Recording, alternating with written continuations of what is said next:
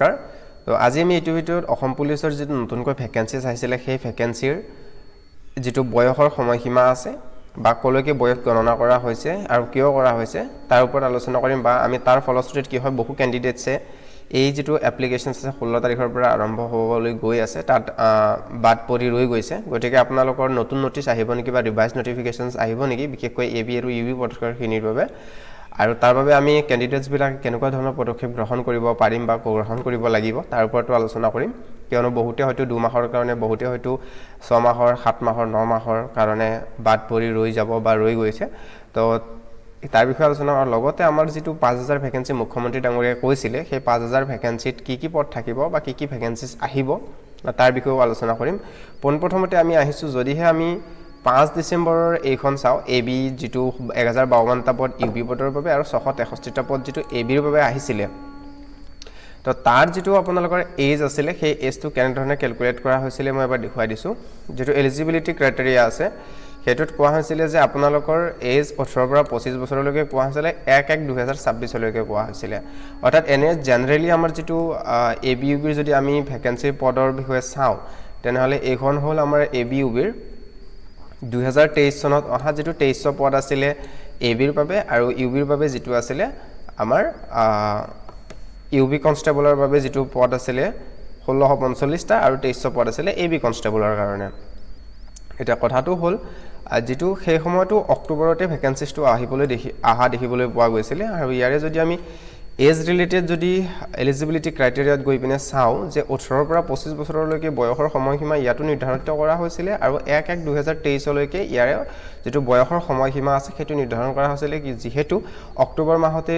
কিয়নো নহওক আমাৰ সেই অক্টোবৰ মাহত খোলা দিয়া তদুপৰি বা তৎসত্ত্বেও আমাৰ যেটো এজ আছিল এজটো 1/1/2023 চনলৈকে ক্যালকুলেট কৰা হৈছিল এতিয়া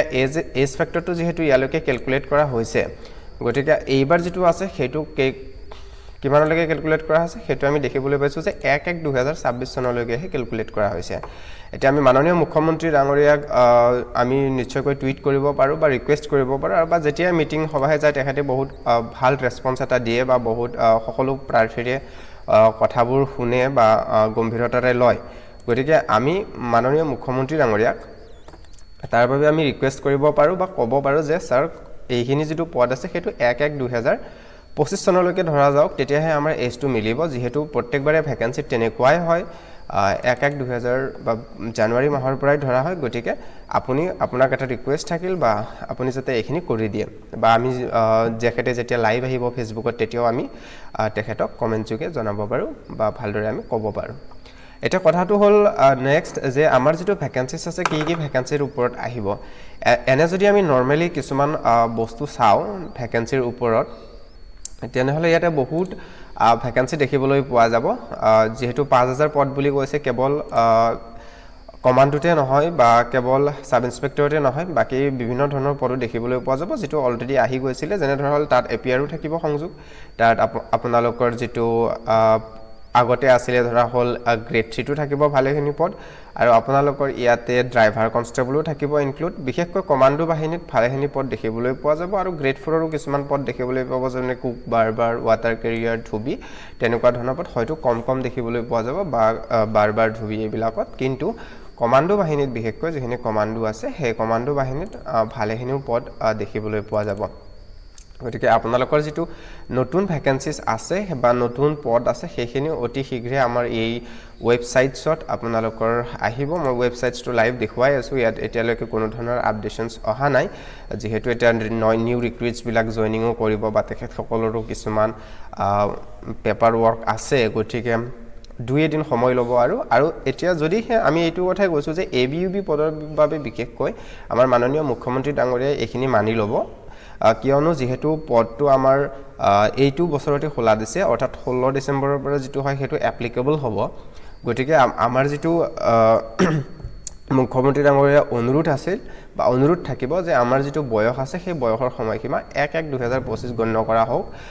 যদিহে আমাৰ কমাণ্ডো বা বাকি গ্ৰেড 4 বা জি গ্ৰেড 3 বট আহে 2026 পিছত 2001/1/2026 চনত এডভাৰটাইজমেন্ট হয় বা এপ্লাই ষ্টাৰ্ট হয় তেতিয়াহলে 1/1/2026 লৈ গণ্য কৰা হ'ব হেতু 1/1/2025 গণ্য কৰা নহব কিন্তু এটো যেহেতু 16 ডিসেম্বৰৰ পৰা এপ্লিকেবল হ'ব গতিকে 1/1/2025 আমিও আশাবাদী যে তেখেতে 1/1/2025 পৰা এটো গণ্য কৰিব আৰু আপোনালোকে এপ্লাই কৰিবলৈ সমৰ্থ হ'ব আৰু ইয়াতে কোনো ধৰণৰ একো ইস্যু নাই যে এতিয়া এডভাৰটাইজমেন্টটো ওলাই গল সেই বুলি যে আপোনালোকৰ 1/1/2025 নহব এতিয়া আপোনালোকৰ বাস ইয়াতে যেনেকৈ নৰমালি নোটিস আহে বা নোটিস আহিছে তো সেই নোটিসটোৰ নিচিনাকৈ আপোনালোকৰ কি হ'ব এখন নোটিস দিব যে আপোনালোকৰ যেটো এজ আছে সেই এজটো 1/1/2025 লৈকে গণ্য কৰা হৈছে আৰু যিসকল ক্যান্ডিডেটছে বাদ পৰি গৈছে সেই তেখেতসকলে এপ্লাই কৰিব পাৰিব বুলি 10-12 দিনৰ কাৰণে হলো পোৰ্টেল খোলা দিব যদি এতিয়ালৈকে নকৰে বা এতিয়া যদি ইগিদিনৰ ভিতৰত কৰে ভালে কথা কিন্তু আপোনালোকে নিশ্চয়কৈ তেখেতক অৱগত কৰাবলৈ নাপাহৰিব তেতিয়াহে এই কামটো কিয়নো যেহেতু গৃহৰ দায়িত্ব হওক আমাৰ মাননীয় মুখ্যমন্ত্ৰী ডাঙৰীয়াই গ্ৰহণ কৰে গতিকে তেখেতে কিবা এটা কৰিলে কৰিব পাৰিব বা তেখেতৰ অৰ্ডাৰ বা তেখেতৰ আদেশ অনুযায়ী হে হয় গতিকে তেখেতক নিশ্চয়কৈ আপোনালোকে ৰিকুৱেষ্ট কৰিব তেওঁ নিশ্চয়কৈ মানি ল'ব তো ভিডিওটো এইখিনি আছিল যদি এই ভিডিওটো চাই ভাল পালে নতুন ক্যান্ডিডেটস বিলাক যিসকল আছে শেয়াৰ কৰি দিব আৰু আপোনালোকে প্ৰেক্টিছ কৰি থাকক ভালদৰে নিশ্চয়কৈ এবাৰ আপোনালোকে সফল হ'ব পাৰিব ধন্যবাদ জয় অসম